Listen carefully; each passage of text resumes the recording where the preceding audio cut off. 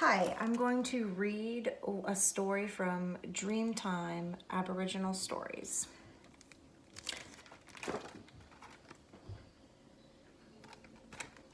The beginning of life. In the dream time, all the earth lay sleeping. Nothing grew, nothing moved. Everything was quiet and still. The animals, birds, and reptiles lay sleeping under the earth's crust.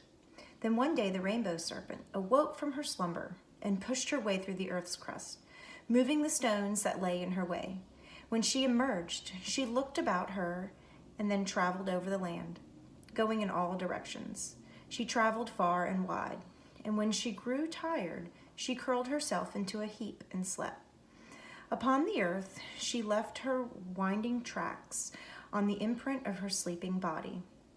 When she had traveled all the earth, she returned to the place where she had first appeared and called to the frogs, "Come out!" The frogs were very slow to come from below the earth's crust, for their bellies were heavy with water, which they had stored in their sleep. The rainbow serpent tickled their stomachs, and when the frogs laughed, the water ran all over the earth to fill the tracks of the rainbow serpent's wanderings. And that is how the lakes and rivers were formed.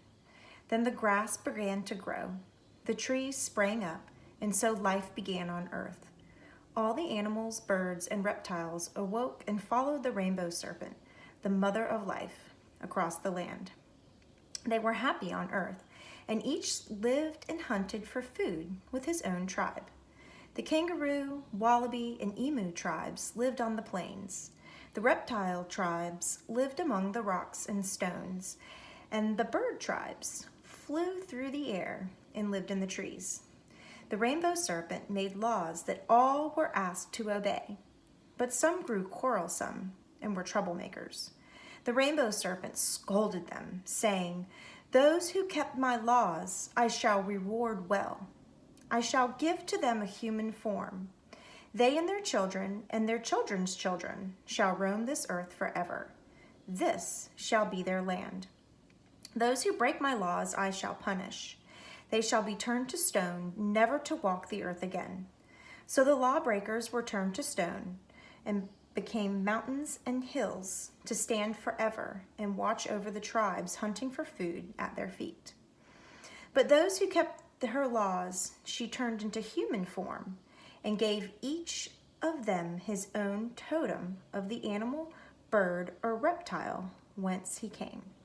So the tribes knew themselves by their own totems: the kangaroo, the emu, the carpet snake, and many, many more. And in order that none shall starve, she ruled that no man should eat of his own totem, but only of other totems. In this way, there was food for all. So the tribes lived together in the land given to them by the mother of life, the rainbow serpent, and they knew that the land would always be theirs and that no one should ever take it from them.